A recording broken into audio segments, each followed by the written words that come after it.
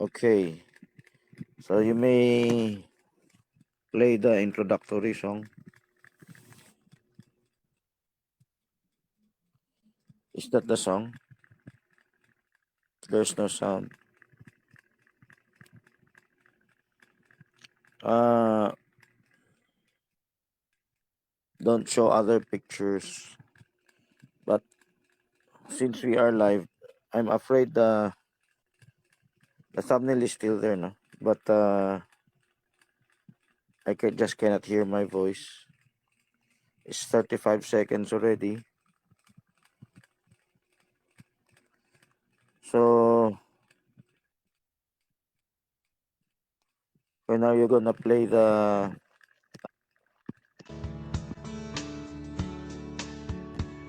Why did you play Answer to Prayer? Okay. So many people will be down on their knees tonight, seeking direction for which road to choose, or strength for the fight. Then as they rise up, trusting His word, standing believing their prayer has been heard, their eyes will open wide for a sign they may see. Like a light in the darkness, a song in the night, just the right words at just the right time. Tomorrow, today, you may be someone's answer to prayer. The very moment we are willing to say, here I am, we step out of our happenstance world into His perfect plan, where nothing's left to chance or to will. People to people is where it begins, to be His voice of hope or the touch of His hand. Like a light in the darkness, a song in the night, just the right words at just the right time.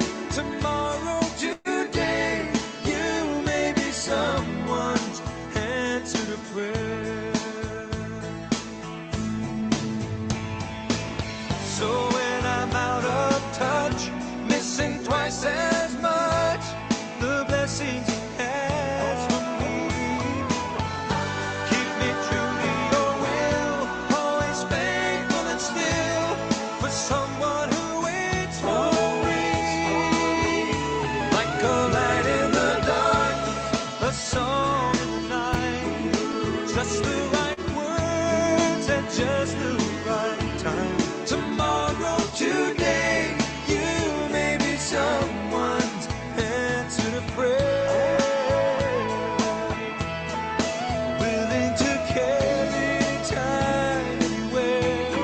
A message from heaven the Lord has prepared. Tomorrow, today, you may be someone's answer to prayer.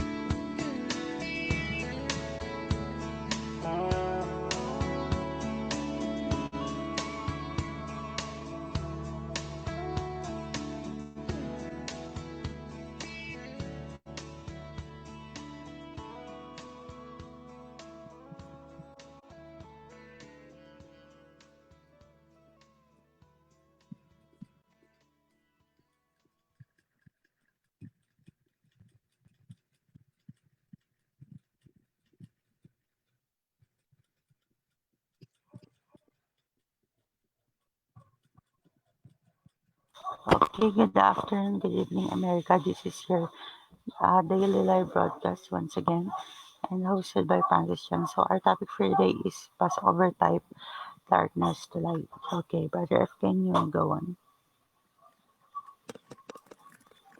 Um, so let's have an opening prayer. Okay, Uh, can you give us an opening prayer, Brother Simon? okay. Let's close our eyes and bow our hearts. Lord, thank you for the sake for giving us the opportunity to share this kind of topic. It is the Passover type darkness to light. So, Lord, give us the wisdom and knowledge to have the knowledge about this topic and also to share this worldwide. In Jesus' name I pray, Amen. Okay. I hope you have pictures of. By the way, if Brother Enoch is there or Brother Joshua, please look for pictures of the crucifixion and there was darkness. Okay, just Google it. You can find that picture. Later, we're gonna need that. Uh, our topic is about the coming solar eclipse. Maybe some of you can Google it for the coming solar eclipse this coming April 8th. So, okay, later you can use that picture. But I was hoping for a picture that shows the landscape and the while it's getting dark. Okay, the Bible described that. In the crucifixion and in the Passover, there was darkness in the land. So, this coming solar eclipse, can you look for that news? Any one of you can help out. Please look for that news bit in this coming April 8th. This coming solar eclipse just around our corner, 1 week away.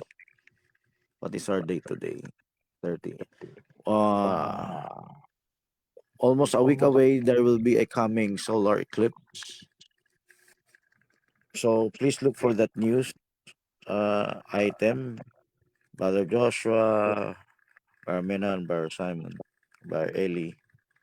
Okay, that's a good picture. Later, we're gonna show that because during the crucifixion, there might be an eclipse. It might even be a blood moon. Okay, so I could not memorize the events, but scientists have said during his crucifixion there was a there might have been an eclipse, but the Bible states that there was darkness in the land. So we're gonna show that picture.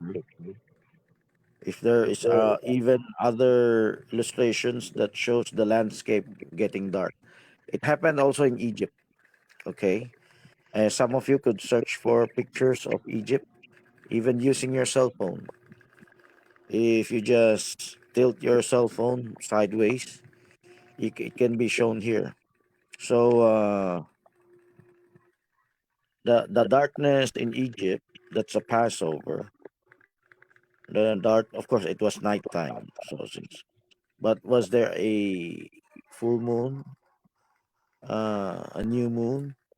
No, sorry. If it's on the dark side, it's called a full moon.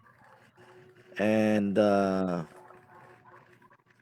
time of Christ's crucifixion, it was an afternoon. When there was a darkness, that would be a solar eclipse. It's not a blood moon because Christ was crucifixion on a daytime.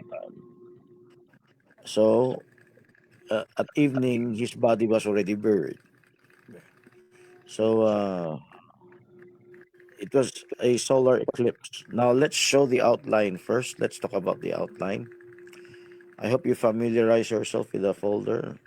I hope you show to other brethren the folder so they can help out in showing some pictures. Please show the outline, Brother Simon. I hope you ask questions also related to this topic. But please show the outline first, Brother Simon Bermanan. Or is it Brother Enek taking at the stage using the account of Bermanan? Brother Simon, do you have the outline? Please respond. Can you confirm if you have it or not?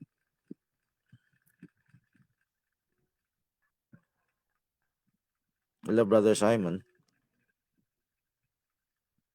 Okay, that's it. Maybe you can stretch. I hope you can stretch that.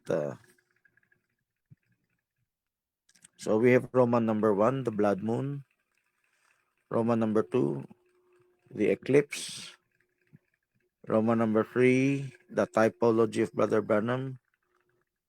What's next? Is there a Roman number 4? No more. Okay, we'll go through this step by step. Uh, let's go to the first Roman number.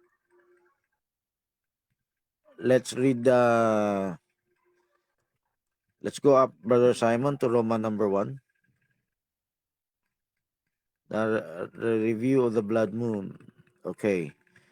Please show the thumbnail of the past. We talked about the blood moon. We talked about the spring and fall. Okay. You showed it a while ago, Brother Simon. Could you show that again?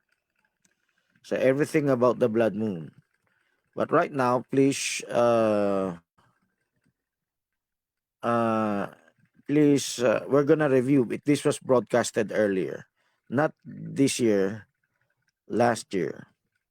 So could you show the thumbnail of the blood moon in spring and fall? So we're gonna get back to this outline later. So just prepare yourself. Vermanen can stretch the outline landscape.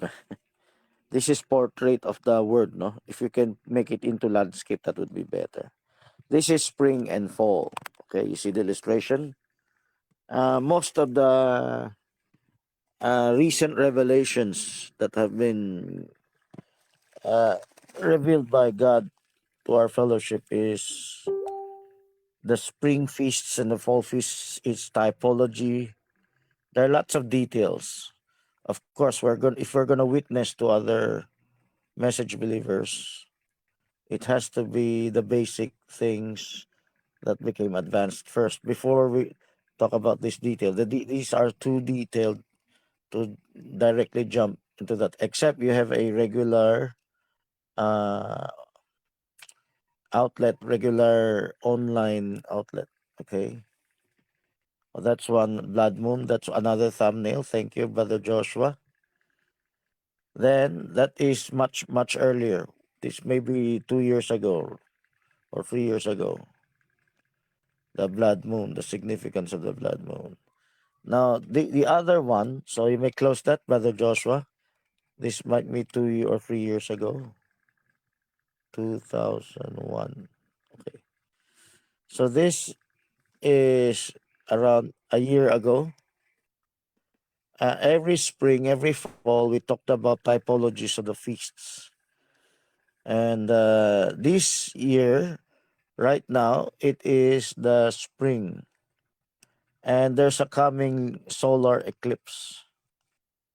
Now, before we talk about that, so could you stretch this lengthwise? So let's talk about the blood moon. What is the blood moon?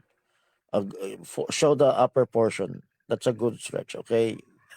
That's the part we need. Okay. Last time out, last year we shared that the blood moon is God's signature to point to spring and fall. There is importance in God's creation. Of course, God's creation, there are 4 seasons. And mostly the blood moon would appear not in any time of the year except spring and fall.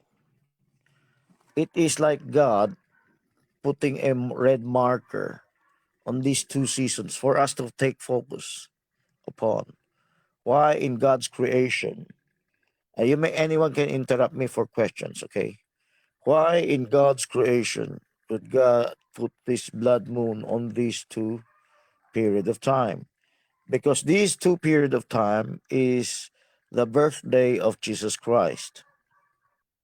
In God's creation, whether supernaturally or naturally, God gives us an indication of what we need to focus upon. Example, the first photograph. Maybe some of you can immediately look for that. The shroud. The first photograph in the world is not the invention of man. It is the supernatural act of God. The first photograph was God's own son resurrecting. The resurrection. When you see the cross, don't just see the death or the curse. When you see the cross, think of the resurrection. So, the very first photograph in the world, can some of you look for the Shroud of Turin? Temporarily show it. Okay. Blow it up, Brother Joshua, or stretch it out. Okay, you cannot. Maybe make it lengthwise. Anyway, that's all right. So, the first photograph, you're looking at a negative. But because of new technology today, that negative can be, you can even um, use computer graphics so that the face of Jesus Christ would appear with its different contours, not just two-dimensional. It's third dimensional. You can see his image in a third dimensional form. You just Google it in YouTube, okay? You can see the image of Christ. Now, that is God's photograph of the resurrection of Christ, because that image will not appear unless it's discovered by scientists. There is radiation or heat in order to imprint using the blood and the white platelets as chemicals. No one today can duplicate. Oh, that's good. Okay, no one can duplicate that image. Even today, in today's modern technology, it's by chance, by accident, by supernatural intervention that photograph could be taking place, because the body must emit light and heat radiation. So the blood, the white platelets would be imprinted on the cloth, and that would be invisible to the naked eye. Remember, during the time they had no technology, they could not see the image. They just see a cloth that is uh, with markings, or not, with blurred images. But upon the invention of the photograph, they were able to see the details. So, against the claim of others, many other no skeptics, this photograph could not be duplicated by anyone today.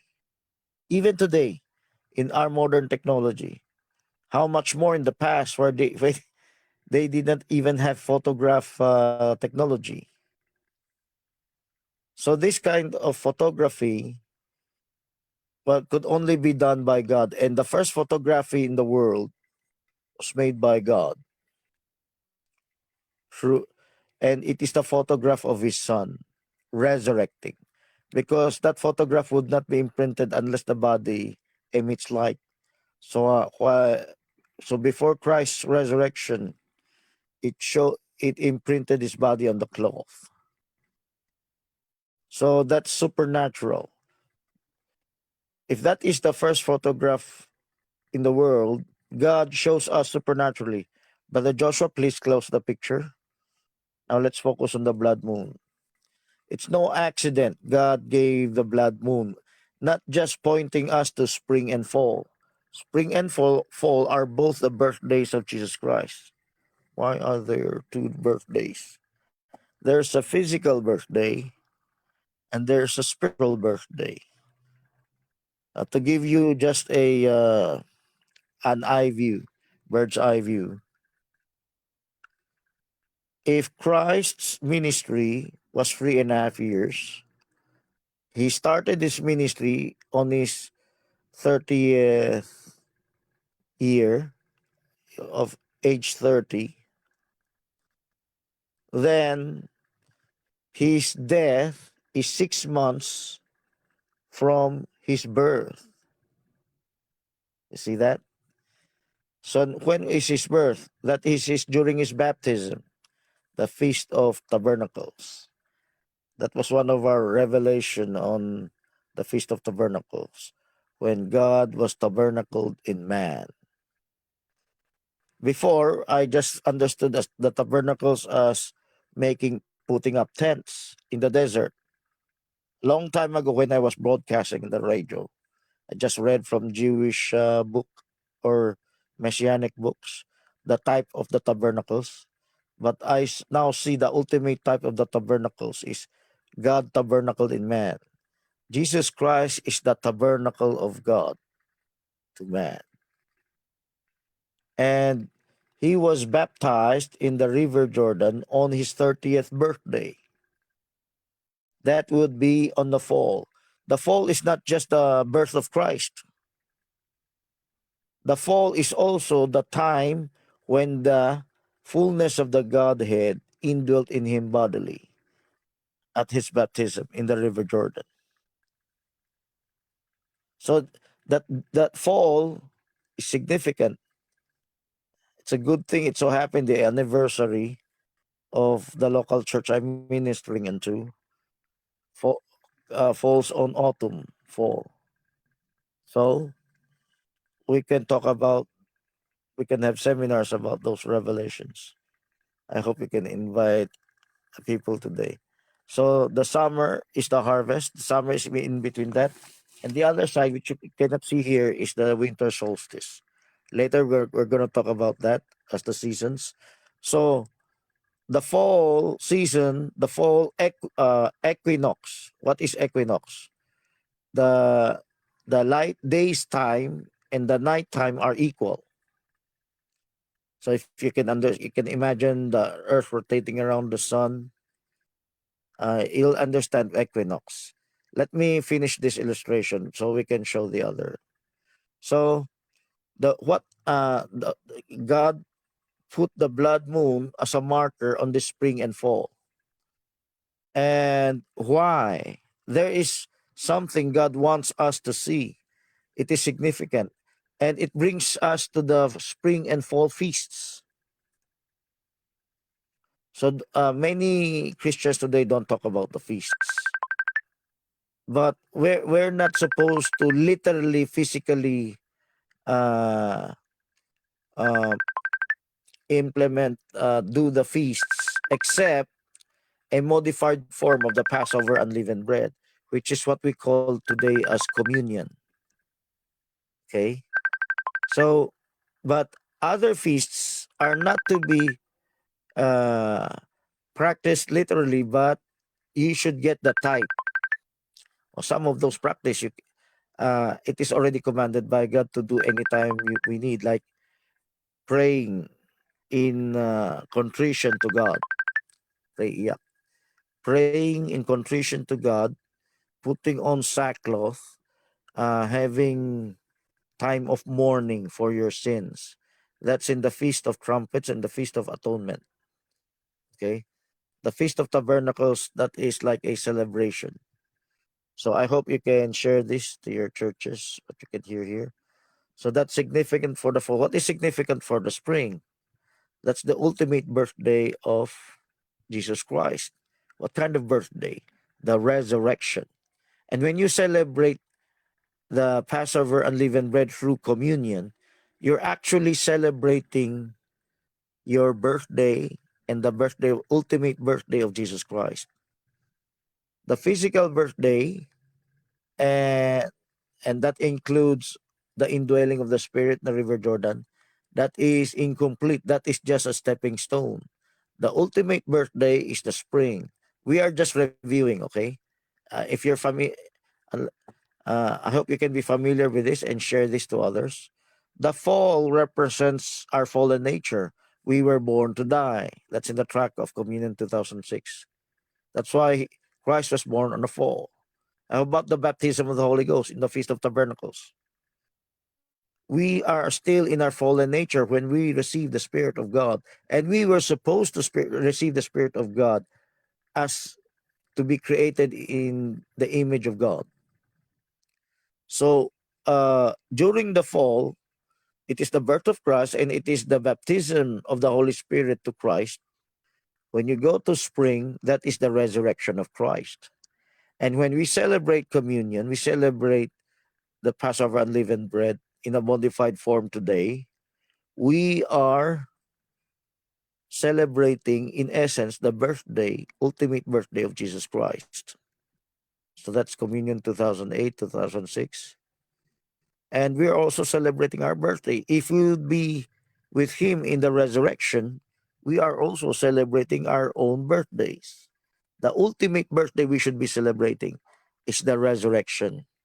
Our first birthday is typed to the first birth of Christ. It represents the fall. We can celebrate in a in with revelation. What do you mean revelation? Because it represents your death of through sin.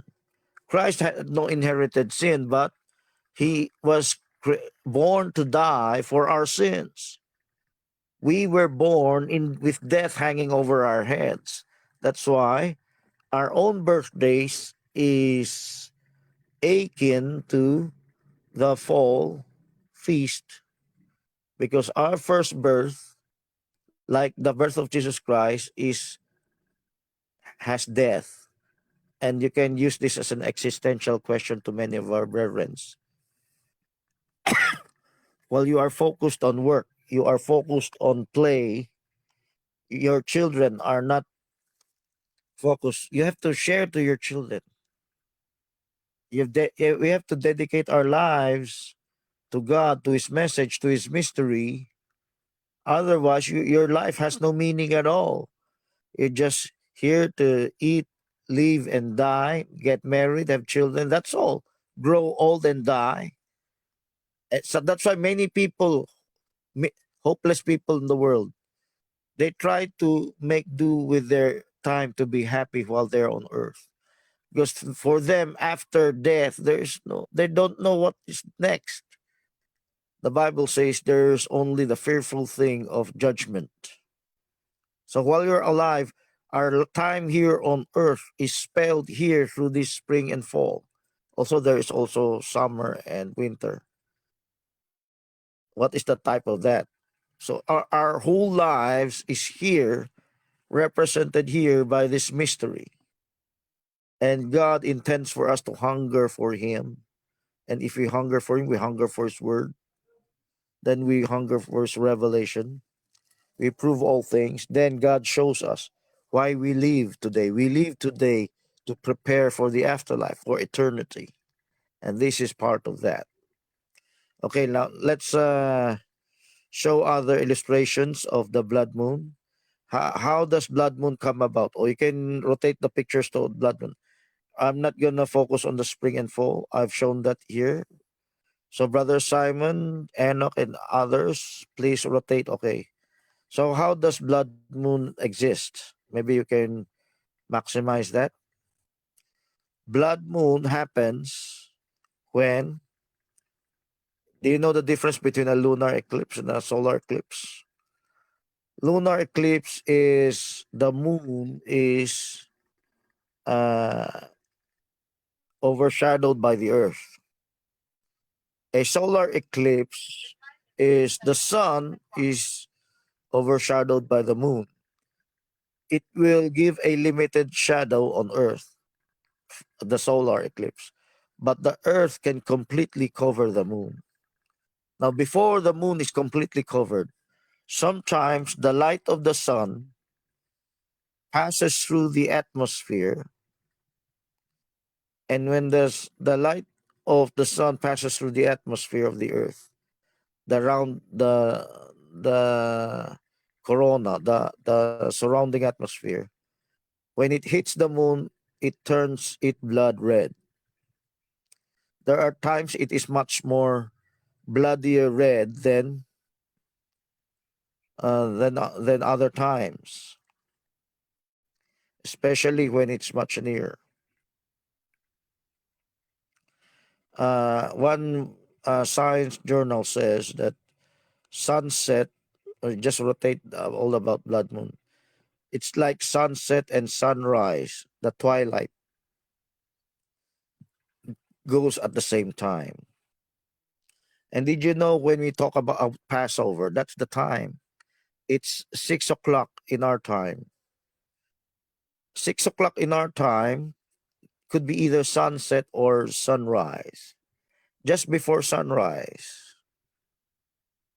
Okay.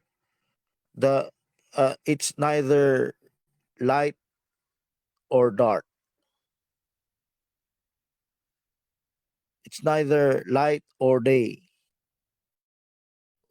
Did you know that there's a scripture that talks about that? Zechariah chapter 14, neither light or day, but there shall be light in the evening time. Well, that will be in Romans number 3. Now, before we go to that, what does the blood moon represent? Just rotate to other pictures because the blood moon is uh,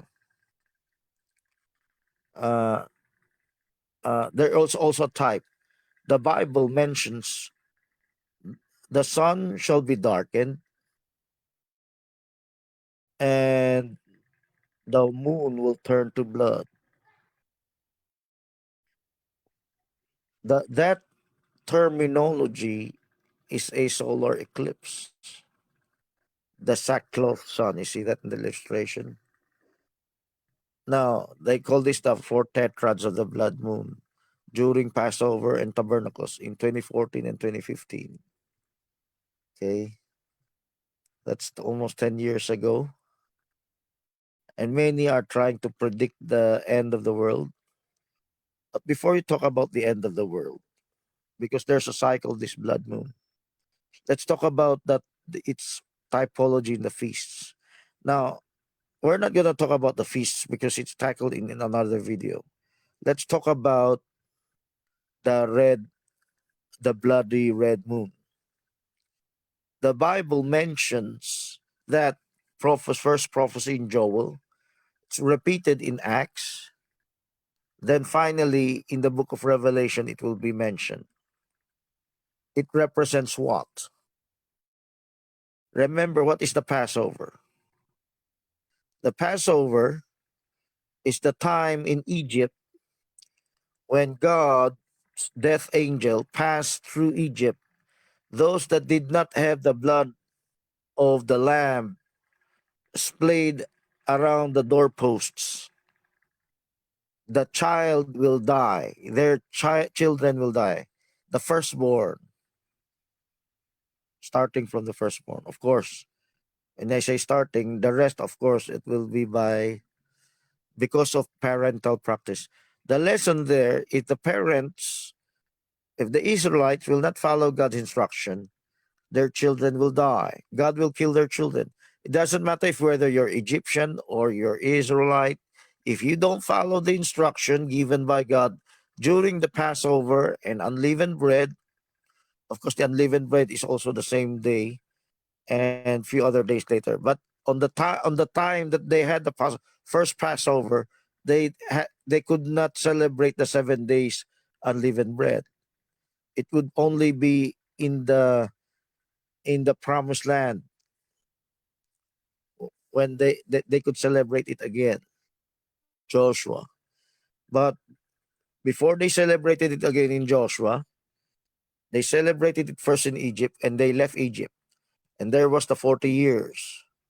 The 40 years that they were not able to enter the promised land. That's also what I call a Passover. So this is not a Passover of the angel or the times, 6 o'clock. This is a Passover or the Sabbath that we've passed over from death to life. This is the passing over in the desert, in transit, in going into the promised land. The promised land uh, is the final destination. It's the final destination. So between the two Passovers, it's like the dark ages. It's like really a dark ages because there are murmurings and complainings. That's why God he allowed the majority of the Israelites to grow old and die, except for Joshua and Caleb. It's only the youth ministry, or we need to train our youth. Because if you don't train, there's no more next generation for this message, for no, for how to carry on with this message. We have to train our youth for the ministry. Only the youth were able. That youth, of course, grew up already. They became adults already when they entered the promised land. Their old men, their parents, their grandparents died. Even Moses died. Only Joshua and Caleb was able to enter because they lacked faith. So do not die while you are in transit. That means to say, while we are on earth, we are on a sojourn. We are sojourning on earth. We must not stop along the way. We must not stop being Berean. We must not stop walking further light in progressive revelation. We must constantly be, we must grow in our Berean maturity so that we can receive further, deeper revelations from God, further, deeper instructions from God, and we could be the light of for the Gentiles, for the rest of the world. We would be the showcase of God's uh, glory before He closes out the curtain of this world. Now, the blood moon represents death, because there was death in Egypt. There was also death in the time of Christ.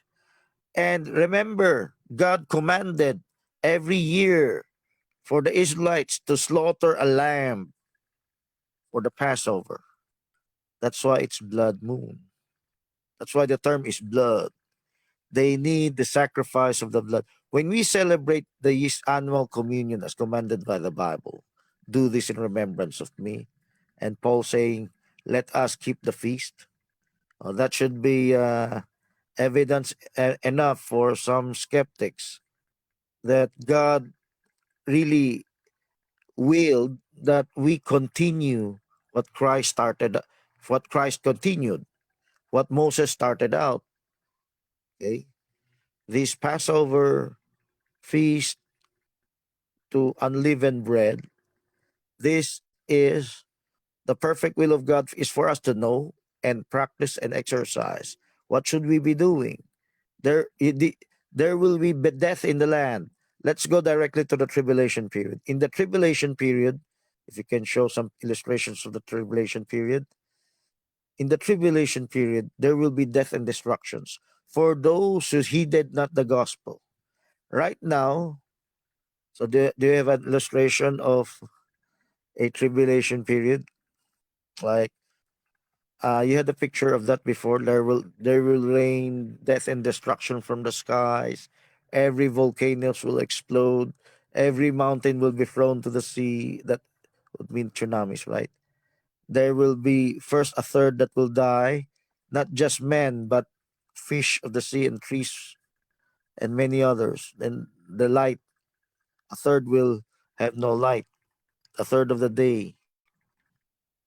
And that will eventually, from the trumpet judgments to the vial judgments, there will be darkness for the whole world, for the whole world. Don't you have that illustration, Brother Simon? Maybe rotate your other two other pictures. May, okay, maybe look for the tribulation period. Okay, so some of you, I hope you can help out.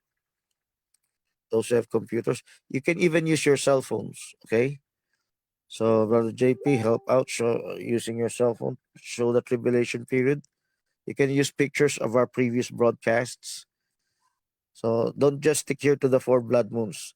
This is similar to the other one. So in the tribulation periods, there will be darkness.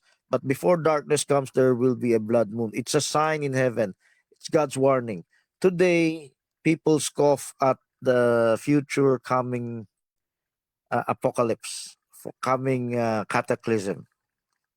People don't believe that anymore. They look at this on a scientific point of view that, oh, it's blood red because of the atmosphere, the sun's rays passing through the atmosphere.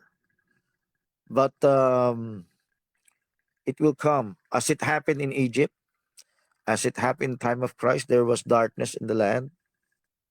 It will happen. The tribulation is right around our corner. Could you at least show the eternity to eternity? Oh, thank you. Maybe you want to use that? Okay. So I hope you can rotate you can rotate the pictures. You can rotate the pictures in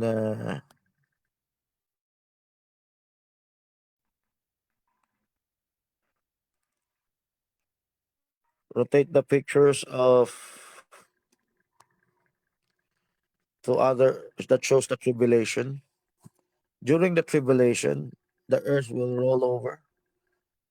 Death and destruction will run. There will be darkness, but before the darkness, there the moon shall be turned to blood, and the sun will not shine.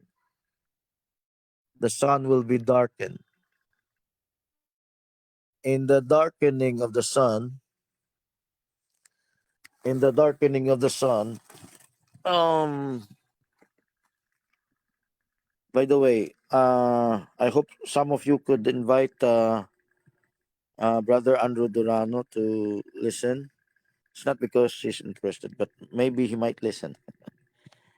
So he's commenting about the Passover or the communion. He's contesting that. Like to invite you for the moment.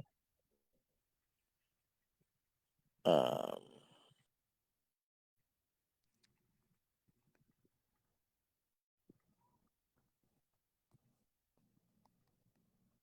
Brother, are you there? I can't hear you. okay, do you have any question?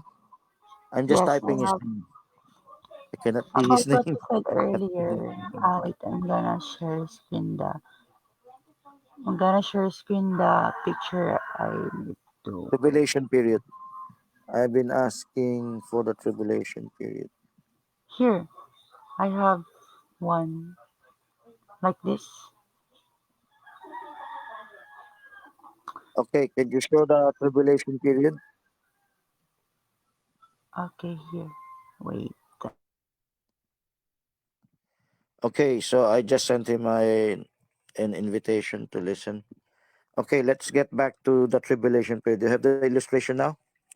The church ages, let's say the eternity to eternity, just for perspective. Because if you're just showing just pictures, they don't even know what the tribulation period is. At least our broadcast could be understandable even to beginners. So please show like it, even the eternity to eternity, the tribulation period. Maybe Brother Joshua, you can help out if Brother Simon is having a hard time. Okay, that thank you. That's one.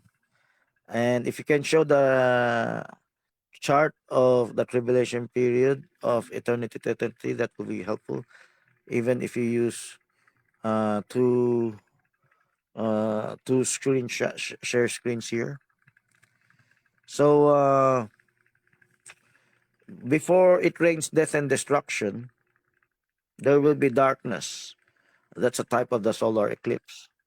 So I'm getting ahead of myself in the Roman number 3. But when I talked about the blood moon, the Bible talked about the blood moon. When I broadcasted it before, I mentioned that it forebodes the coming tribulation. Because what you read in Joel, of course, it took place in the past, still taking place today. It is God's reminder for us of that coming day. That coming day, one day, the song, one day. Of course, that seems to be a positive song. But one day, we need to make a song. One day, the earth will end. Talking about our present civilization, the governments will change hands. There will be a great cataclysm. And this is what the blood moon forebodes. It's not just the death of your child. Spiritually, today, of course, our children are dying spiritually if you're not following instructions. Similar typology from the Passover unleavened bread. It's a type for the family. It's not mentioned as a family, but the hidden revelation is the family. When he commanded all members of the family should finish the roasted lamb, all members of the family should take unleavened bread from the night in Egypt, and when they repeat it again in the promised land, and they do the Passover unleavened bread for 7 days. It's a whole family affair. The children are not exempted. The parents will be very strict on that. So when they insist that their wives and children participate, it is commanded by God. And there's a message for us for the family. So there's a message of God for the family. And for the family, next is for the church, a group of believers. That's God's family. Okay, can't you show the chart eternity to eternity? The tribulation period, the last one, Daniel, Brother Joshua, Brother JP. You can use your cell phone and tilt the cell phone lying on his side. Okay, so I hope some of you could help out there. So let's continue on. That's the message about the blood moon. It portends.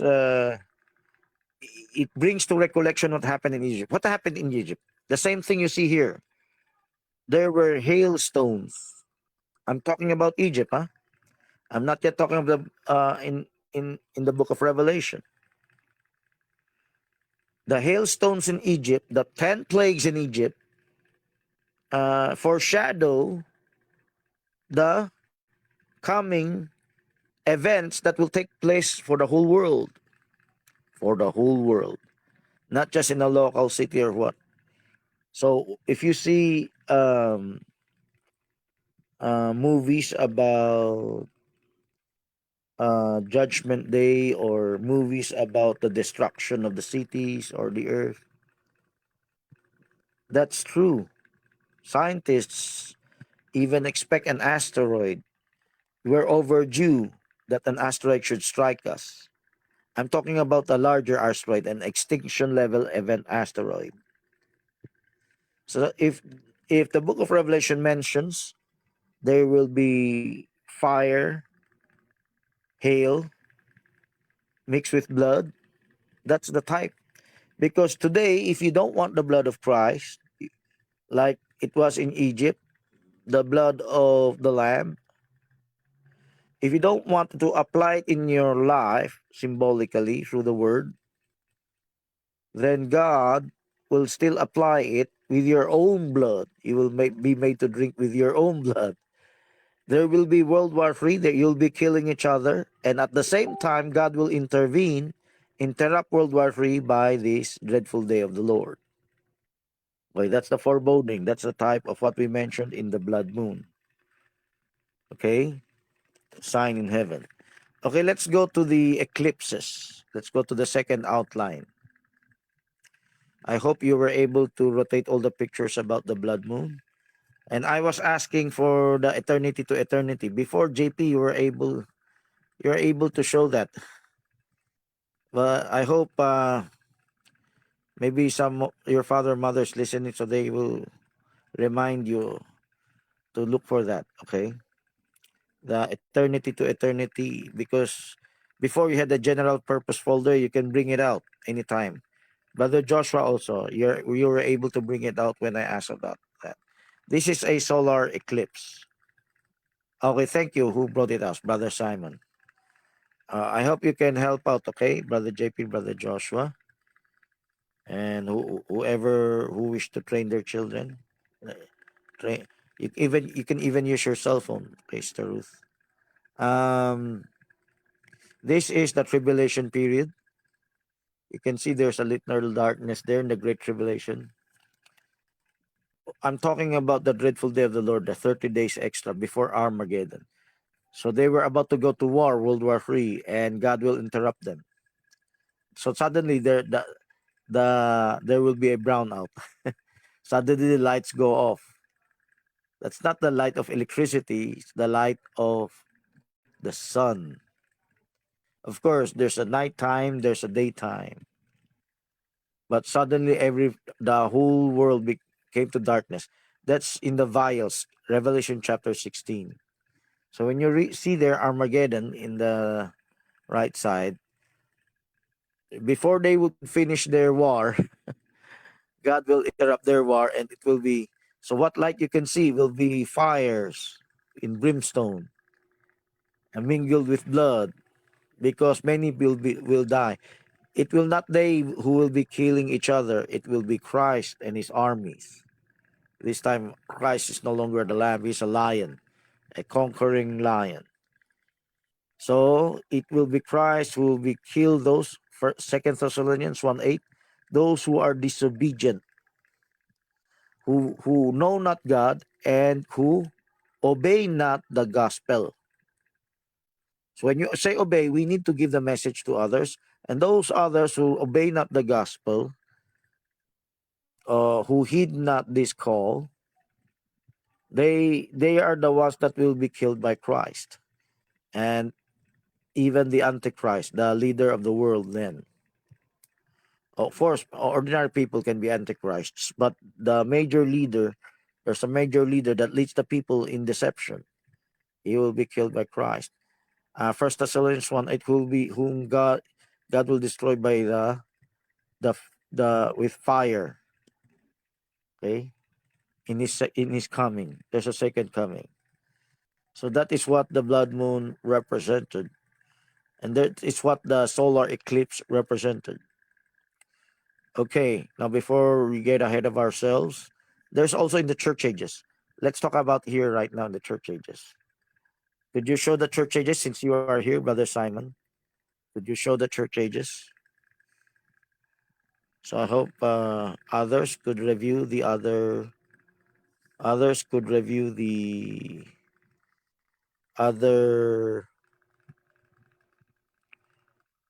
uh, other pictures, okay, to prepare yourselves to help out.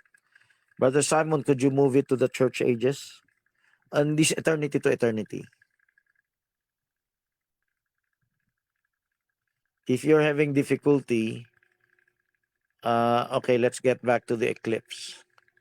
Show the outline. I hope you can ask your father to teach you how to landscape. Oh, that's the church ages. Okay, we're getting ahead of ourselves because it'll take him too long to show the outline. Here, the seven church ages, there is also foreshadowed by this what we call eclipse. Eclipse. The cell phone number in the illustration no longer exists. Oh, I hope anyone can ask for that number. I paid for that number. Brother Joshua, if you wish to show the eternity later, because you're not late. So maybe you can show in Egypt, okay? Anyway, here the church ages is foreshadowed by the eclipse. By the way, Brother Simon, do you have a screenshot of Brother Branham's the church age book? It's not Brother Branham. It was Leavale who took a picture about the lunar eclipse. The lunar eclipse when the Pope visited Jerusalem. If you don't have it, I asked about for that. Maybe someone can search for that. Brother Joshua, uh, even Brother Magellan, Brother JP, please help out. Please search for the illustration of Lee Vale in the Church Age booklet about the lunar eclipse when the Pope visited Jerusalem. So just type Church Age booklet lunar eclipse picture. Okay, just search for that in Google. I'm afraid it was not prepared. Okay, I specifically asked for that. Um, so please search for it right now, Brother Joshua, Brother JP. Help out. Even if by cell phone, you can use that to look for it. Okay, that's the. This is another. I'm not asking for the drawing. I'm asking for the. Maybe. Do you have an illustration, Brother Simon, of Leeville taking showing? It's this is not the a physical drawing. I'm talking about the. I'm talking about the actual picture of a lunar eclipse. It's in the Church Age booklet. If you have a Church Age booklet, Brother Menon said that he had the booklet and he had the picture there. Maybe some of you, Brother Enoch, maybe you can screenshot the picture from the booklet, okay, and show it here. I requested that to be screenshot. If it was not screenshot, maybe you can do it right now. If not, maybe some of you can look for it in the internet. Okay, help out, because our office is not perfect. So JP is gone. Brother Joshua, can you help out? Search for that church age booklet. Picture of lunar eclipse. Later I'm gonna use this picture, and this is the type of the eclipse. Okay, so we're getting ahead of ourselves. We need the Roman number two in that outline. Why did God give a solar eclipse? There's a lunar eclipse, there's a solar eclipse. There's a difference between the two. The solar eclipse, the sun is directly shining on the earth, except for a few moments that the moon will cover it up. But before it covers it up, okay, that's the solar eclipse. And on the other side, when the moon is on the other side, on the night side, the moon will shine the light of the sun. It's a type between the sun and the moon, right? And if the moon will shine the light of the sun and passes through the earth's shadow, the moon will have an eclipse. Okay, this is an illustration of a full moon and the partial eclipse and the total eclipse. Before it goes blood red, sorry, before it goes black, it turns blood red. I see here in the illustration, this is what I was talking about. The atmosphere of the earth turns the moon red. So the moon is completely under the shadow of the earth. But because there's an atmosphere of the earth, the moon, because there's an atmosphere of the earth, the the uh, the dust particles will will give a red hue on the moon. It will not be white light, it will be red light. It's like darkness, and aside from darkness, what you see is blood red. The more dust on the earth, the more bloodier it gets. And remember, in the tribulation period, when the volcanoes will erupt, there will be more dusts in the atmosphere and you cannot breathe. Imagine that. Tell that to your children. Do you want to be inside a burning building? You're not gonna die from the fire, but you're gonna die from the smoke. You cannot breathe. And one day the whole earth will experience that.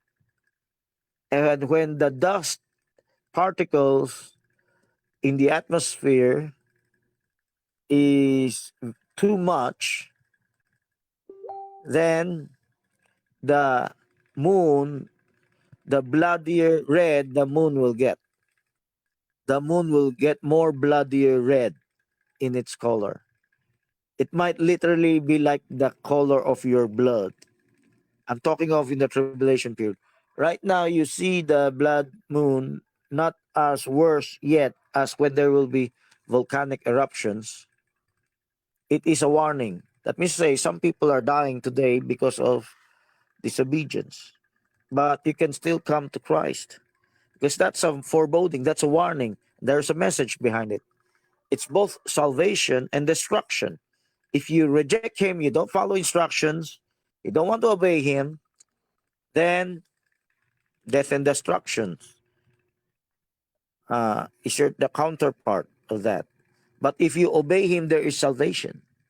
The blood of the Lamb applies to you. The blood moon, the bloody red moon represents either your own blood or the blood of Jesus Christ covering your sins. Now, um, so before, let's go back to the lunar eclipse. Let's differentiate a lunar eclipse from a solar eclipse. Could you show the lunar eclipse, the stages of the lunar eclipse? So if there's a lunar eclipse, it's not necessarily a blood moon. Could you show the lunar eclipse? A stages of the lunar eclipse. There's the half moon. There's the quarter moon. If you don't have that, okay, maybe we can use this. But if you have other illustrations, please show that. The half, okay, that's one. Maybe you can blow that up. That's good. That's a better illustration. But please blow that up. Uh, do you have other illustrations on the landscape form? Oh, okay. Okay, let's move. Okay, you can. That's good. If you could stretch it from left to right, just focus on the. Let. Just focus on. Oh, that's another. Okay. So there's a blood moon, and but a lunar eclipse does not necessarily have to be a blood moon. When the shadow of the Earth overshadows the moon, even the atmosphere, well beyond the atmosphere, the moon will turn black. That is what the scripture says. There will be darkness in the land. There is the if it's nighttime, only the moon is showing light. But if the moon is in a total eclipse, see, let's see the illustration here at left. Maybe close your share screen, Brother Joshua, because the total darkness there is only partial. Let's show. Blow up the size of this picture. Please bring it up to a while ago. Please blow it up. Then show. I'm gonna point. Why did you close it? Okay. Okay. This is better. Okay. This is better. Look at this. The new moon. This is total darkness. The blood moon is not always happening every year, but every year there will be a total eclipse. There will be a solar eclipse. There will be a lunar eclipse. Each part of the year, uh, uh, in the whole year, each year, some part of the year, especially in spring and fall. I hope you can research that. Okay, full moon, new moon, new moon because it's totally black. Full moon because all of the moon is illuminated by the sun. Let's talk about the partial illumination. We have the waxing crescent, the first quarter, the waxing gibbous, the waning gibbous, the last quarter, the waning crescent. Let us recall some types. Did you know that after winter comes the spring? And the spring is thawing out the ice before it goes to the summer. It's very hot. From summer, before it goes to winter, it passes through the fall. The fall and the spring are almost the same, except that in spring, they're thawing out from the winter, but in the fall, they're starting to get cold. The trees starts to get uh, to temporarily die, of course, to go to sleep. That's why the leaves are falling. And what does that represent? Uh, one is coming through, one is passing out. Look at this face of the moon. So disregarding first the total darkness or the total full moon, the full light of the moon, there is the partial, gradual darkening of the moon. The partial darkening of the moon, and gradually the darkness is disappearing. What do you know what this represent? It represents it represents of course a lot of things, but we're gonna focus today in the apostasy and restoration of the word. I made a track. There's a drawing of darkness going to light. Please look for the picture of the restoration chart. Joshua, JP, or Simon. What is the typology of this darkening and going back to light? Uh, please show the track of the restoration. Okay, thank you. You see in the right side, you can blow it up further. Maximize it further because focus on the dark side. Okay, okay, thank you. You see there, before you go for show the black dark side, show the apostolic time. Go higher up above. Go higher.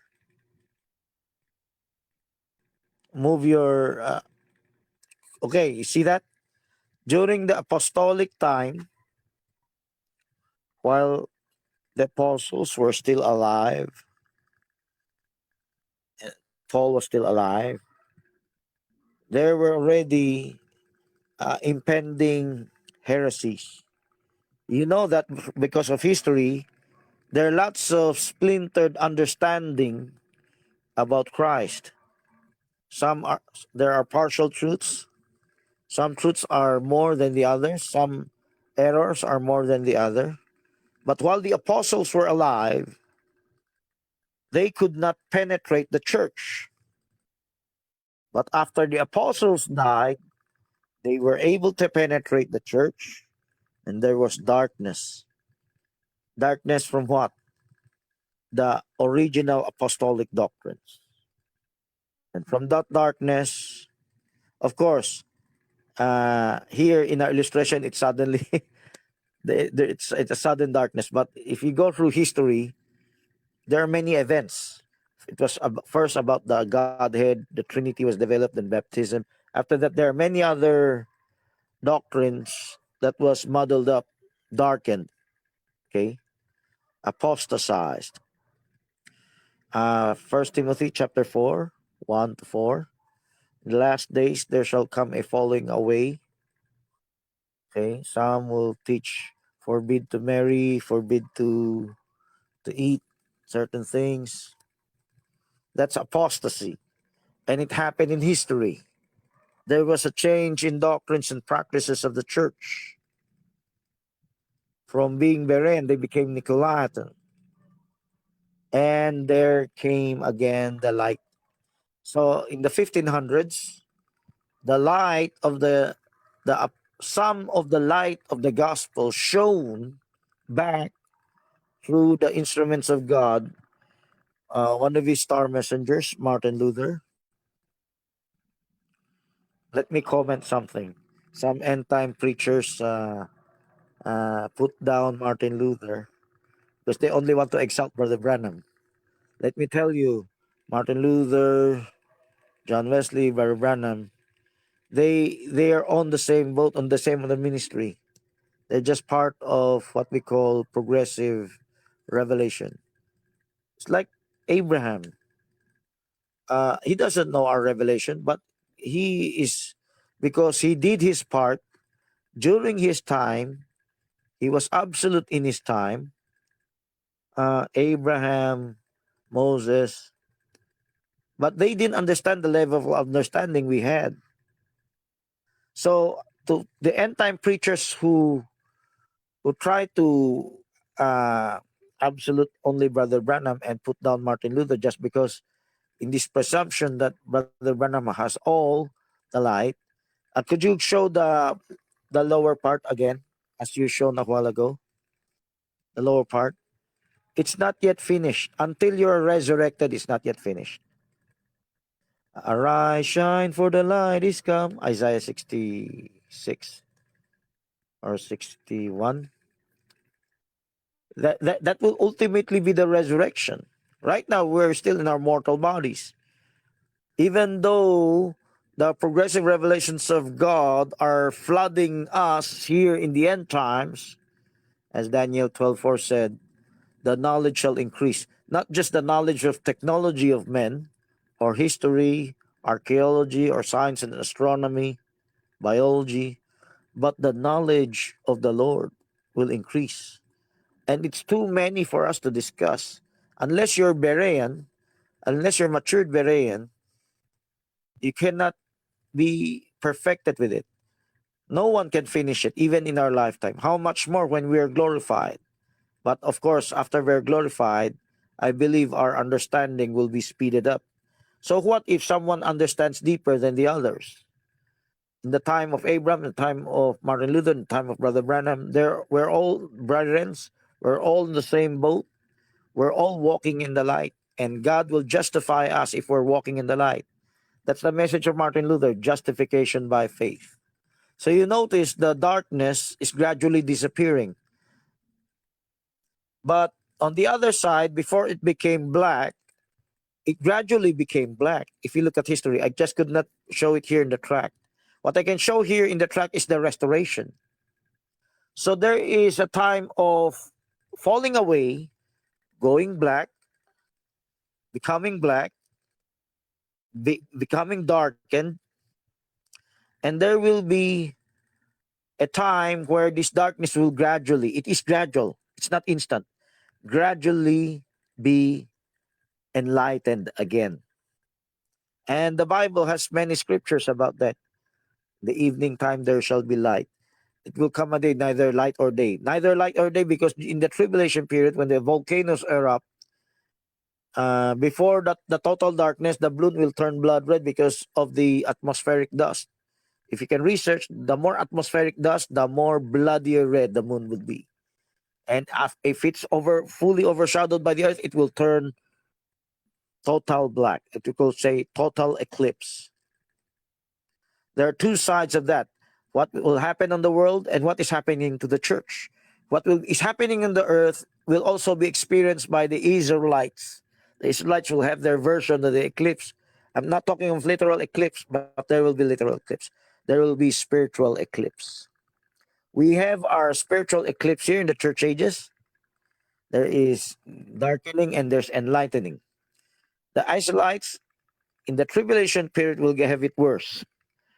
But they will have their own restoration because the Israelites also apostatized, fell away, backslid, and the Israelites will also be restored. So all Israel will be saved. Romans chapter 11, verse 26. Temporarily, 25, verse 25, Romans 11:25, blindness in part is happened to Israel. So when you read that blindness, that means it's dark. What did Christ say? I will take your candlestick out of its place. What if you suddenly put out the fire of the candlestick inside the temple?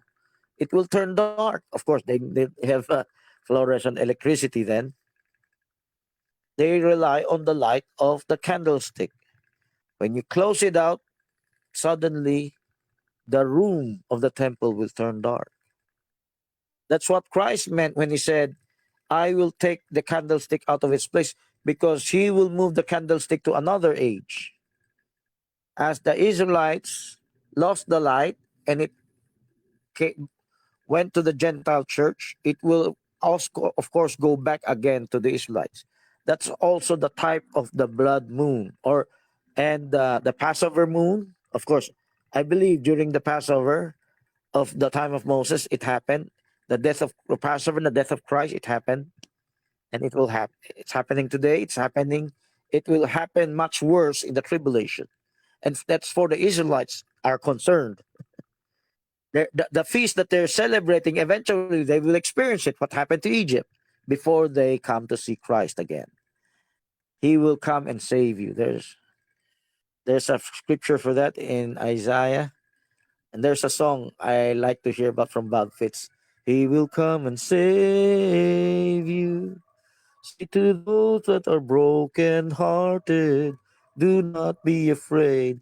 Okay, imagine the tribulation period. Right now, also need to be afraid. If you don't want to be left behind, it's a fearful thing to be left behind the rapture. You need to be berean right now. You don't want that to happen in your life for your children. So parents, constantly remind your children with this. Okay? Of course, you see the light coming from destruction of fire. But otherwise, it will be total darkness. Imagine groping in the dark. What about electricity? Isn't the earth producing electricity? For total darkness to happen, I believe there will be an EMP. Would you show the Earth from space? Like there is some lighting in the dark side of the Earth. There are lights of the cities. I believe you showed that picture a while ago. Maybe you can look for that picture again, Brother Simon. What is an EMP? You look at this destruction. I believe there will be what is an EMP? An EMP is a nuclear explosion that produced waves. The way the EMP does not necessarily have to come from a nuclear blast. Although I believe maybe there might be some nuclear blast, partial nuclear blasts of the nations before Christ intervenes. And EMP, electromagnetic pulse, can also come from the sun. It could also come from space, the gamma rays, the cosmic rays. From the sun, it's called a solar emission. What they call that? Uh, CME, coronal mass ejection. And more other than that, there's what we call the solar flares. Those are all dangerous. Those are more hotter than what you see here in ordinary fire. And those at all at the same time, it will darken the electrified. So you will oh, that's a nuclear blast, okay? But can only a man-made weapons do that? No. God through his asteroid can do that. So combine all these cosmic rays, these gamma rays, these gamma ray bursts, coronal mass ejections, solar flares. Scientists were already talking about that, and we're unprepared for that. If it happens suddenly, we'll be thrown back into the dark ages. It will literally be dark. So we're not talking about the side of the earth turned toward the sun. We're talking about will there still be electricity during the tribulation? If today you hate the brownouts, it's very uncomfortable. It will be much more terrible. You will be much more miserable then. So I hope, and that is what is being portended by these eclipses and the blood moon. The blood moon will not turn bloodier red if the atmospheric dust uh, uh, become too much. The gradient or the volume of the dust per cubic meter per cubic centimeter becomes too much to the point you will suffocate. You cannot even breathe. It will be if it, you will have a hard time breathing. Here in the Philippines, we had Pinatubo in the 1990s. Even if it was daytime, it was noon time. There was darkness. It was like as night because of the darkness.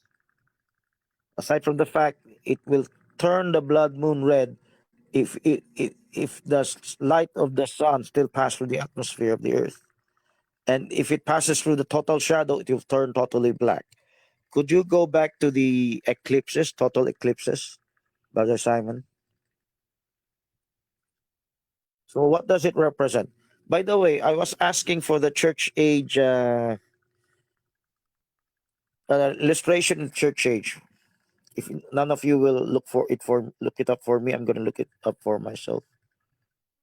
I'm looking for the church age. Let me type it here. Church age booklet. Uh, eclipse, moon eclipse picture. Please search for it as I've dictated to you. I'm typing it right now. I hope you're helping me out so that our time could be saved. Because I asked for that earlier. Okay, you should know that. Church age booklet, moon eclipse picture. Okay, so uh, 7 Leevale. Leevale.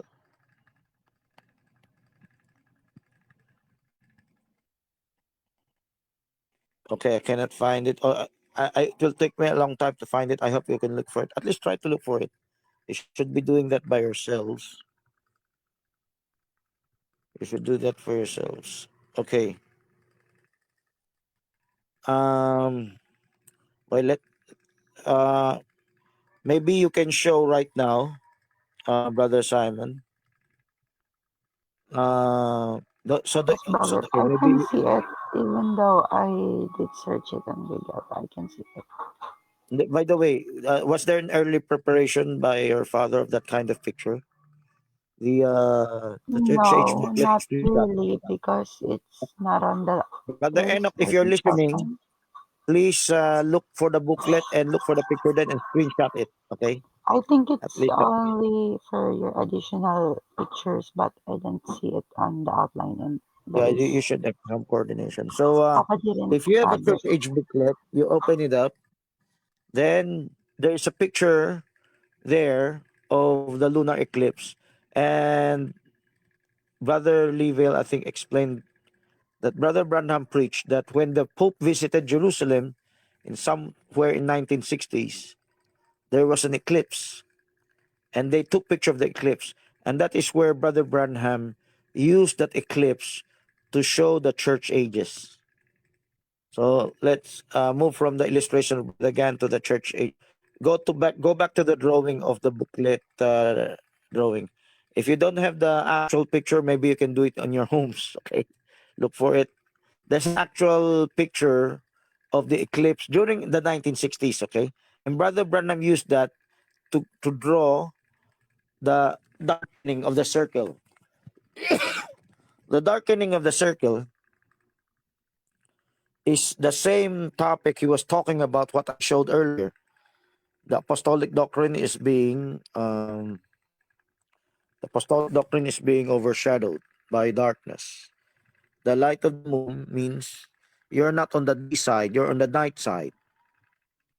You're on the night side, your only light is the light of the moon. And even the light of the moon is being covered up with an eclipse. There's a message about that. Brother Simon, please show the church age drawing of the circles, the menorah. A while ago, you showed that a while from the church age booklet, because the drawing of that's an illustration by Brother Leeville, but Brother Branham even had his own drawing. I sent it to you. I think so. I fe- Brother Branham even had his own drawing about the shading of the darkness of the circle. But the design of Leeville is enough. Could you go that? Okay, thank you for that. So blow it up further. So that way the spaces okay. Focus on that. Okay, thank you. So you see here. This is where they get the darkening of the circles. Brother Branham saw heard about the eclipse when the Pope visited Jerusalem in the 1960s. And of course, Leeville put a picture of that in of the lunar eclipse in the church age booklet. But we'll just content ourselves with this picture. So the darkness you see here in Ephesus, the darkness started to rise up. This shows the darkening of the world. So the Christianity was still pure, and suddenly heresies entered into Christianity. So there's like the full moon, the new moon, like the half moon, the quarter moon. Okay, what does it mean? There's a gradual darkening, but there's also a gradual lightening. But I shared that to Barlito, but there is no illustration here. But at least I showed the illustration of the box. There's a lightening. But here in Brother Branham's illustration, there's a little light in Laodicea. There's much more light in Philadelphia, because that's a brotherly love. But it shows the world. When you see here, Brother Branham is representing the darkness of the world, majority of the world. In Ephesus, majority of the Christians are full of light. Here in Laodicea, majority of the Christians are full of darkness. Of course, the extent of the truth you know It's not the basis. The basis is your Berean spirit. Then you will be justified. What is the Berean spirit? You want to walk in the light. You repented from ignorance. So you will have a humble attitude to listen and learn. You will not have a haughty spirit to put down others. First and foremost, you want to learn for yourself. You want to apply it to your family and your church before you witness to others. Others who are haughty, who are proud, full of pride, who are prejudicial to others, biased, discriminatory, bigots, no, having bigotry. They don't want to learn from others. They only want to share. They only want to preach because they think they know they're better than others. They're holier than others. They know more than the others. So they would not want to listen to others. So the Berean will benefit. The Berean will ask questions from the Nicolaitans to know further information. The Nicolaitans are at the losing end because they're not willing to listen to others. That's why the earth is darkened, starting from Columba, Luther. The darkness is majority. That's the period of time what we call the Dark Ages. The Dark Ages. So let's move on to the solar eclipse. What does the solar eclipse represent? Remember, when we talk about lunar eclipse, it's nighttime, and at night, at evening, there shall be light. That's Zechariah 14. It shall be light in the evening time. The path to glory you will surely find. Okay. Uh the evening time, that's darkness. But suddenly light flashes through the darkness. Let's talk about the lightning. There shall be lightnings, thunderings, and voices. In other sermons, I explained that when it is dark, full of darkness, there's no moonlight, and there's a lightning. That's a very, very, very temporary light. It will shine for a split second, and if you need to light your way, you don't have a light, okay? You don't have a lamp. There's no lamp posts. There's no even torches. So there's no moonlight. There's no starlight. When there was a temporary lightning that flashed through the sky, suddenly all your place lights up for a split second. You have to memorize where you're walking, where your destiny is, where the pit is, so you can navigate your way safely to where you're going. Or even if you're driving a car, your tail lights, your headlights are busted, and you don't have any, or even if you're riding a cart, let's say you don't have a car. If there's no moonlight, starlight, you're relying on the lightning, the light of a thunder strike. The light of the thunder strike, of course, thunder is the voice. There will be some sound of the thunder. But the lightning is just the light. There's no thunder yet. Lightning comes before the thunder. So I must not take too long on this, but I'm showing about the light. I'm talking about the light. The lightning is a very, very short light. This age, Laodicea, is the shortest age compared to the others. And in this age, the light, especially the fullness of light, I can say before we are here in the before we are in the our time ends, before our times ends, I would say before our times ends, we will experience the fullness of the light. Um, Romans 11:12, blindness in part, 11:25, blindness in part, which happened to Israel. Blindness in part is happened to Israel until the fullness of the Gentiles be come in. Okay, so the lightness,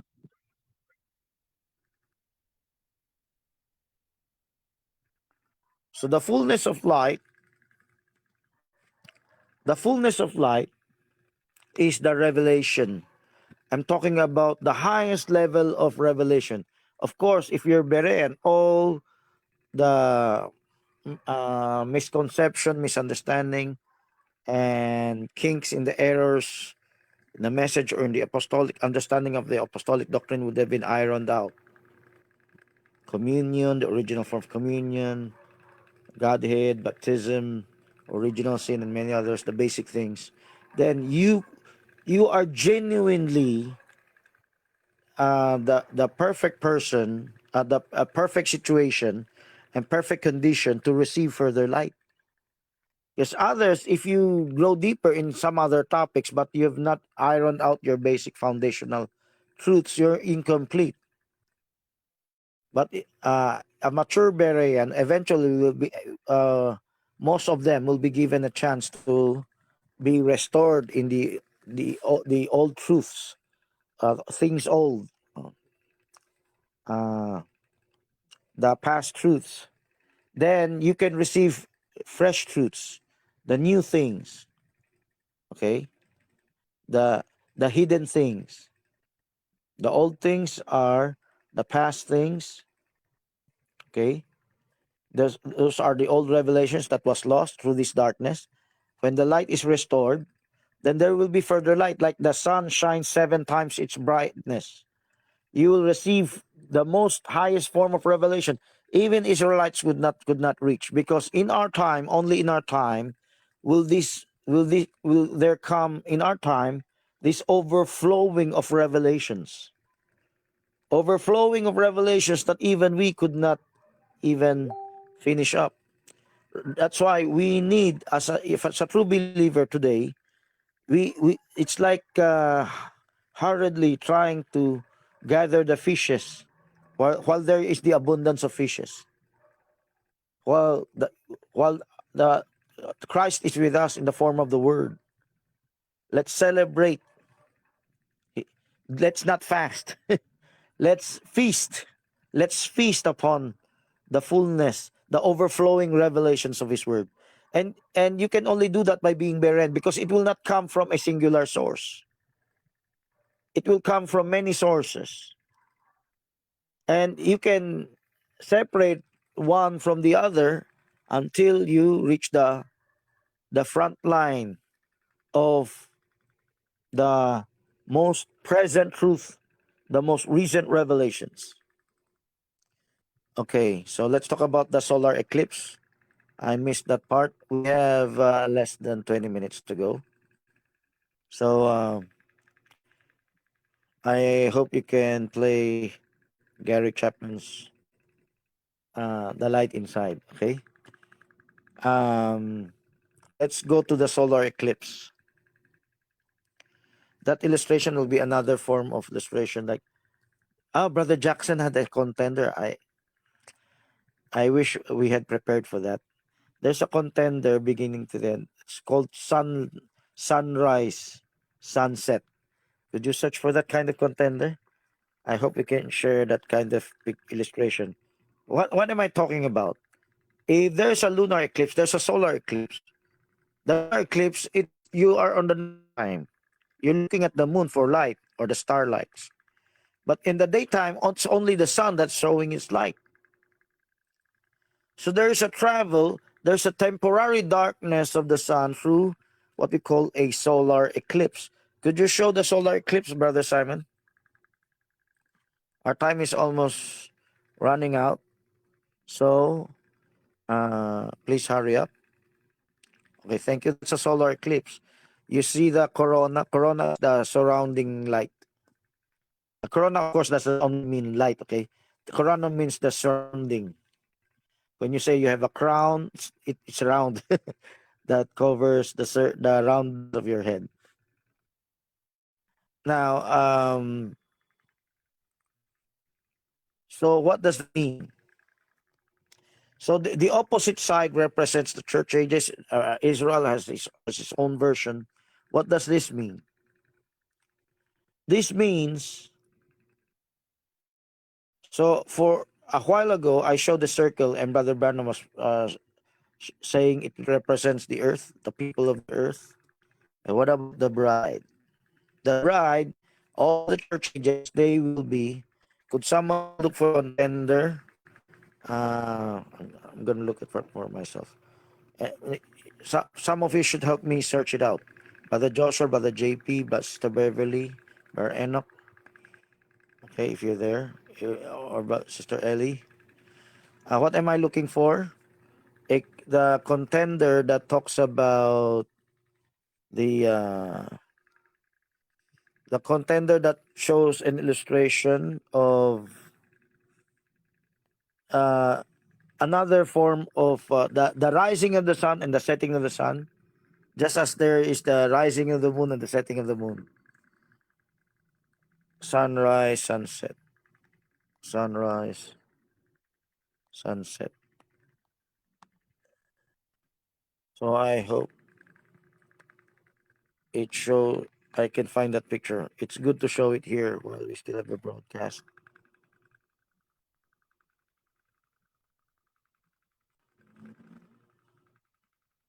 Okay. So I hope you can search it, the content there.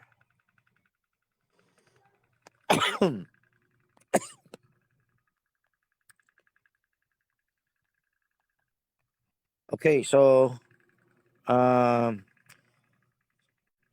I can't find it. So I hope you can find it for me.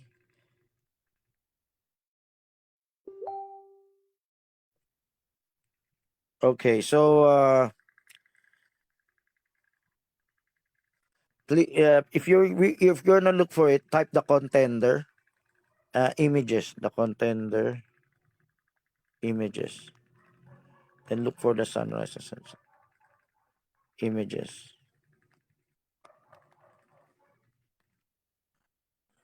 Okay, we cannot find it. So going back to our discussion, could you rotate the pictures of the blood moon? Sorry, so that's is that your picture of the solar eclipse? Do you have any other pictures? Could you show the picture about the movement of the moon uh, on the day side, uh, on the light side of the earth? A while ago, you showed that a while ago before. Now let me give some type of this. No, that not that. Okay, wait. Maybe you can use this. We can use this. Okay. Imagine the moon is turning around. You're on the day side. You're not on the night side. In the day side, there will be a there will be a partial eclipse, then a total eclipse.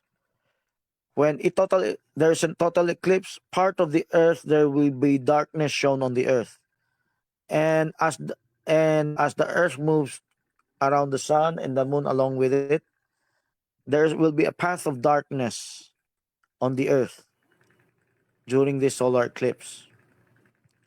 And when there was darkness in the land at the time of Christ, remember that during the crucifixion of Christ, it was daytime.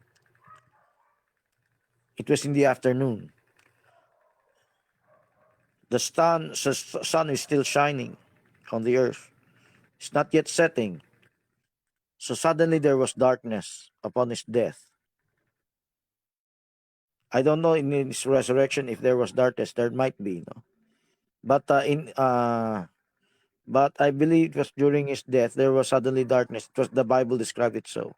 What about the book of Revelation? The sun shall be darkened. There will be a longer period of darkness. Remember, if when in the New Year when you hear the firecrackers uh, exploding, when you reach 12 midnight, everyone will throw off their firecrackers exploding at the same time. Suddenly, we'll hear a loud explosion. It's like that. During the tribulation, you will hear destruction, and when it suddenly turns dark, suddenly God turns off the light.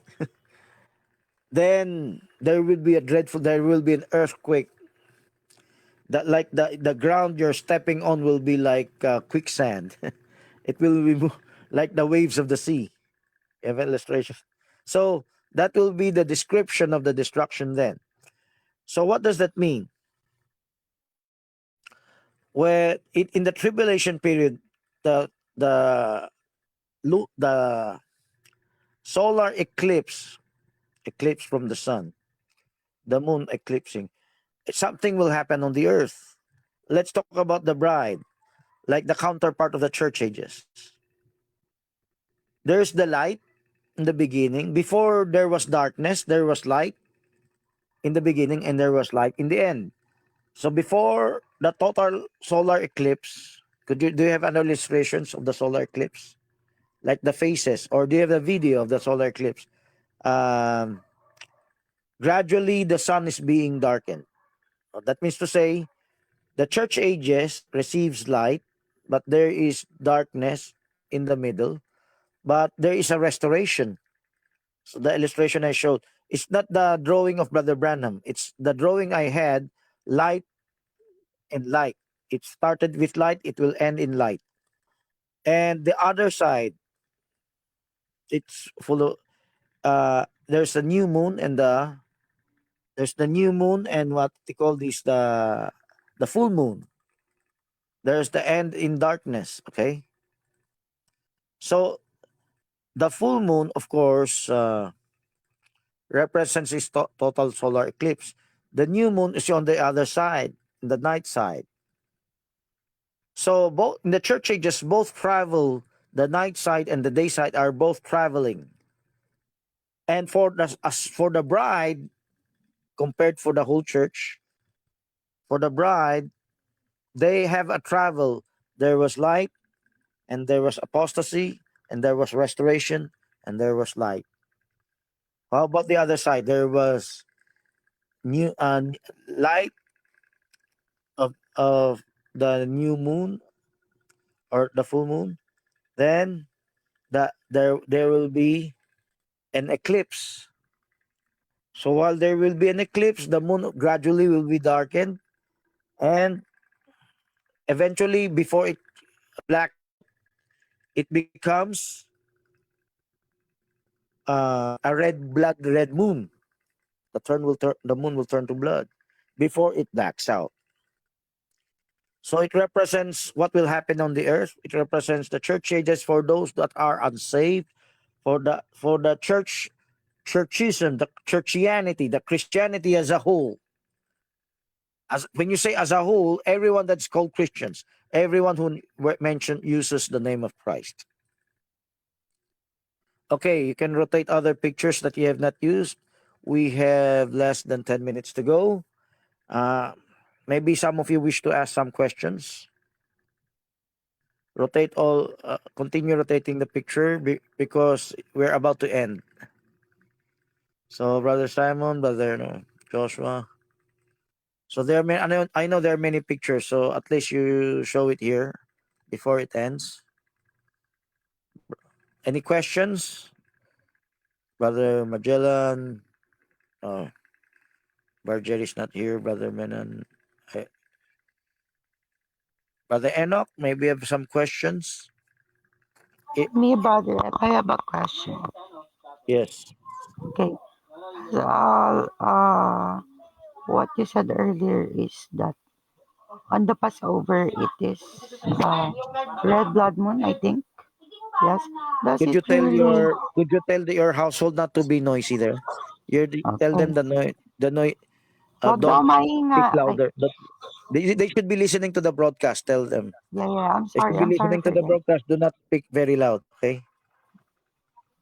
So Okay. okay, My question is all you about you, they, on the blood you moon, should which be is asking your toddler Theo. Okay. okay. What is your Okay, you question should again? be okay. My question is all about the Passover. When they are partaking the Passover, like they are praying because their child will die if they don't pray and they don't have the blood on their doorpost. Is it really a red blood moon or there is an eclipse on that time? I didn't say that for definitively. I just said it might be, and it's most likely. Why? Because children are dying because they didn't have the blood of the lamb in their doorposts. They didn't follow Uh, instructions. but the main Okay, point is that is it it's really it's a not blood moon or having an blood eclipse? moon exists. Blood moon exists during springtime, during the spring equinox or near the spring equinox. And Passover is very close to that spring equinox.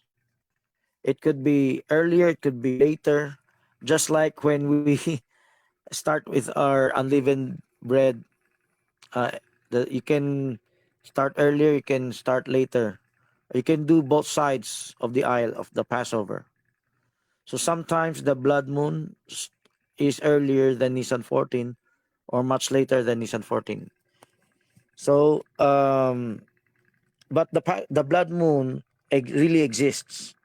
It portends that the blood, uh, by the blood of Jesus Christ, there was creation, there is salvation, and there's progressive revelation. If we walk in the light, as he is in the light, the blood of Jesus Christ cleanseth us from all sin, and we have fellowship with one another. So, how does the blood apply to us if we walk in the light? The progressive walk in the light is represented by the movement of the moon, the movement of the sun, the sunrise, sunset. Okay, so okay, so during the time of Moses, I believe there is an eclipse, or there might most likely be even a blood moon. Okay, but the Bible didn't describe it, so we're hung on that. Some scientists might, through astronomy, they can trace it back. So for sure there was an eclipse since it was nighttime. That is a lunar eclipse. During the time of Christ, that's a solar eclipse. The sun was there. That's light. Okay.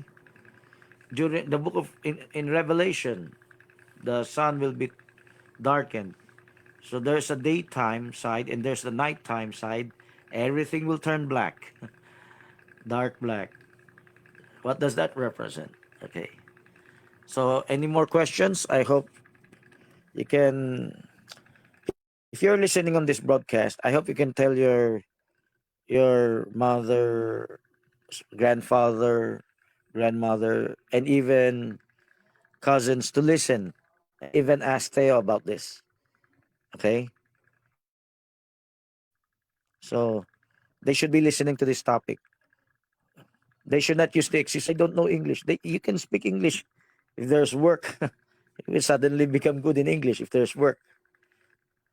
Okay, so in school or in work, so Brother Joshua, but JP is no longer here, no.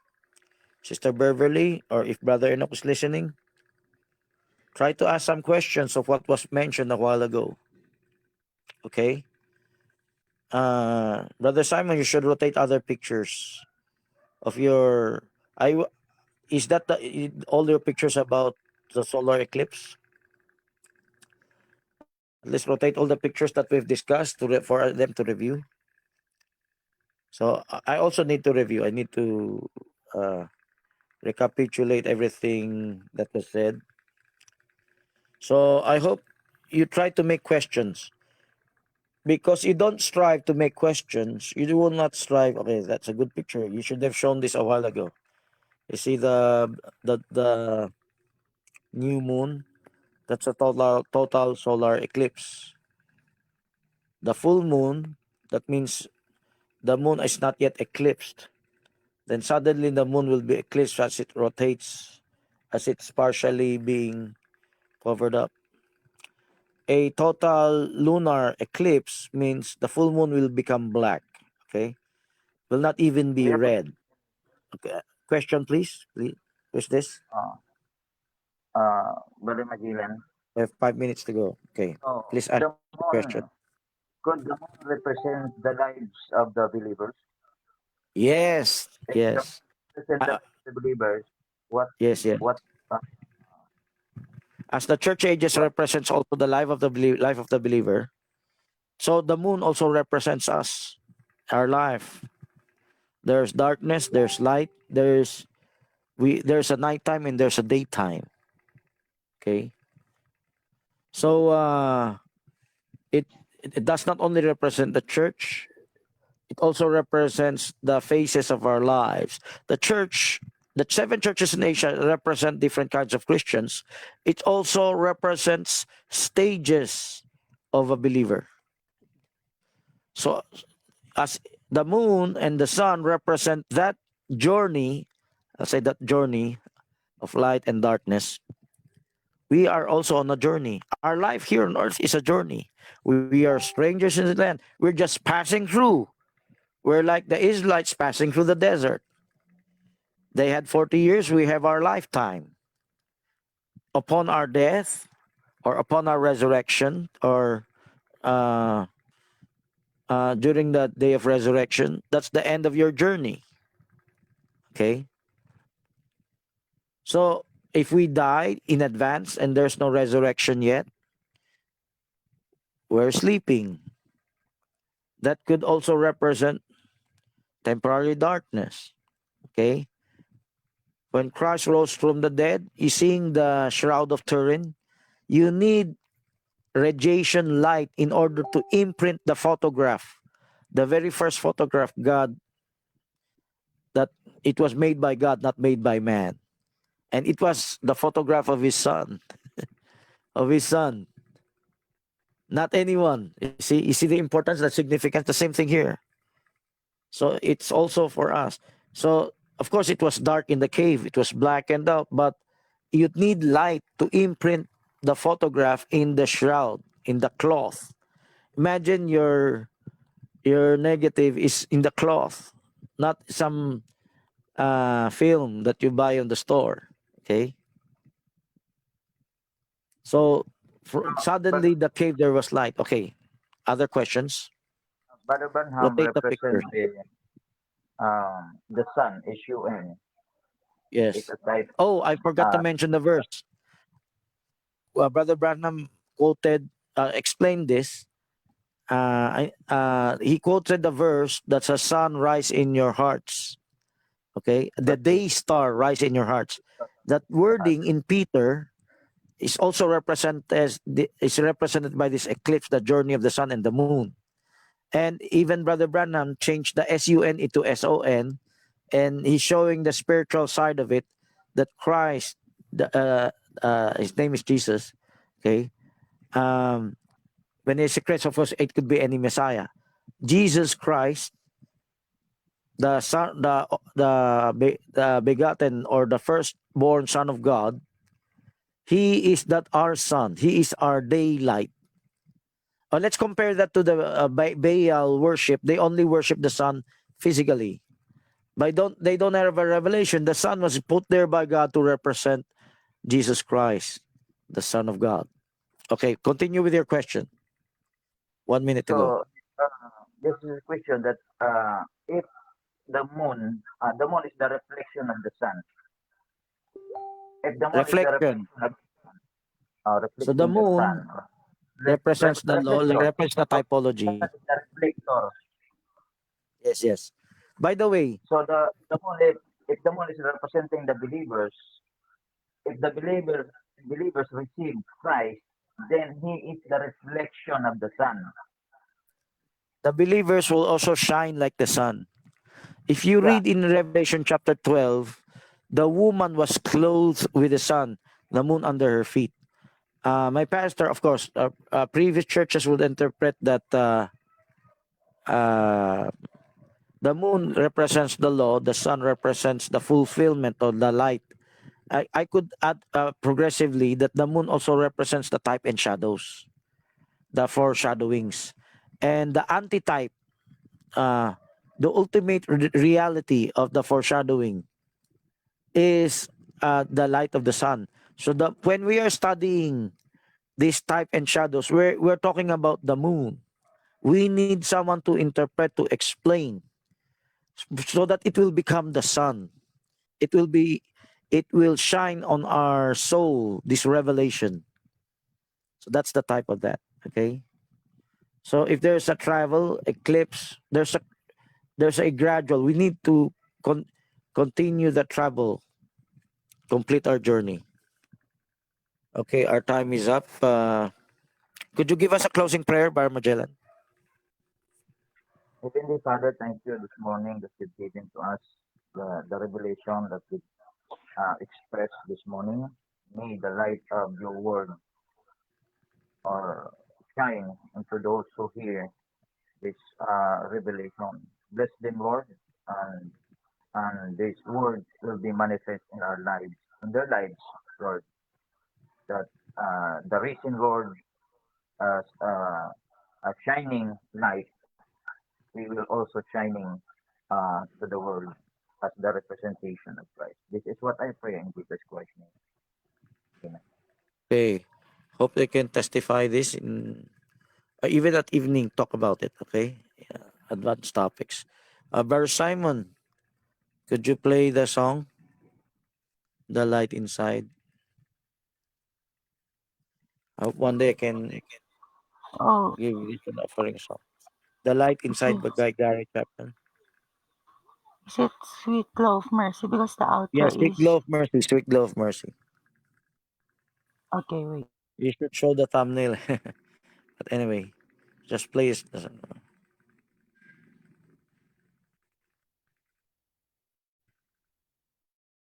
Show the. Can anyone show the thumbnail? Well,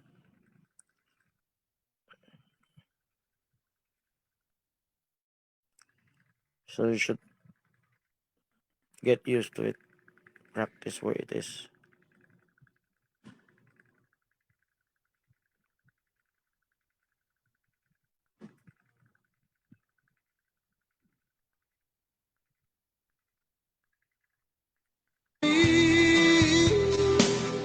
It, But here in the light, seeing the darkness, okay, how to pronounce in it's English. all me.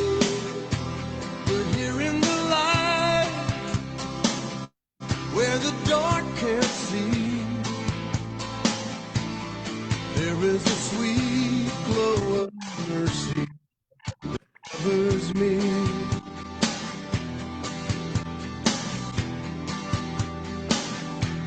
Now I am found, but once was lost. There in the gutter, where the wheels came off, there was a sweet glow of mercy that covered me. It picked me up and set me right, brought me day and killed my night. Mercy's there at every turn. Mercy gives what I can earn. I'm gonna let that sweet glow of mercy, yeah, that sweet glow of mercy, gonna let that sweet glow of mercy cover me.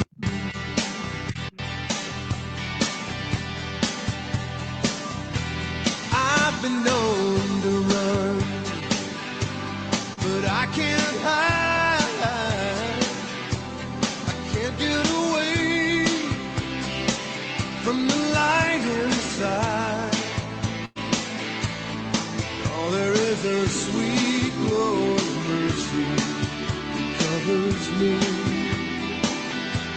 I have fun, I go fast, but when the pull of this life has passed, there will be a sweet glow of mercy that covers me.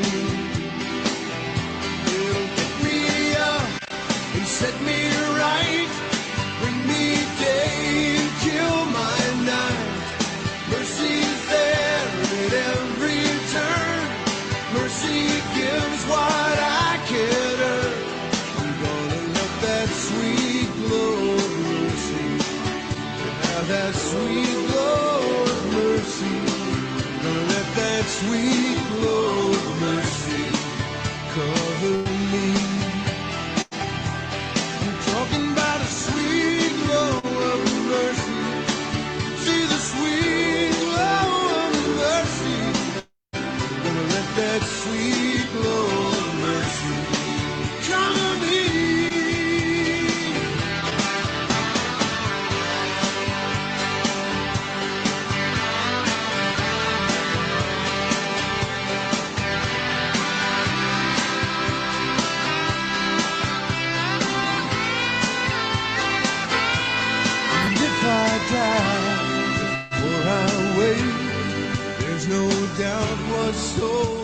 day, there will be a sweet glow of mercy.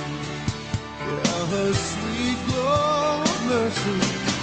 There'll be a sweet glow of mercy that covers me. There will be a sweet glow of mercy. Yeah, a sweet glow of mercy. There'll be a sweet glow of mercy that covers me. I'm living in the sweet glow of mercy. I'm loving this sweet glow. I'm happy in the sweet glow of mercy that covers me. I'm laughing in the sweet glow. I'm dancing in the sweet glow. I'm loving this sweet glow of mercy that covers me. Yeah, it's such a sweet glow. It's such a sweet glow. There is a sweet glow of mercy that covers me.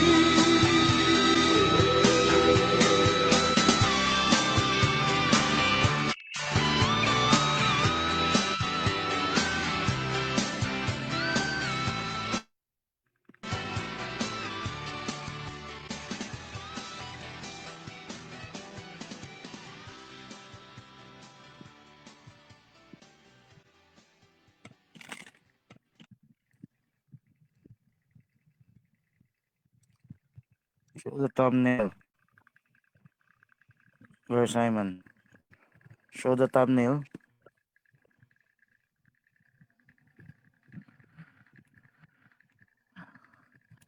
Okay. God bless you all. Hope you can uh, share this to your churches and your families. And you can comment in Kogeo End Time series. This will be posted there. And you can comment your questions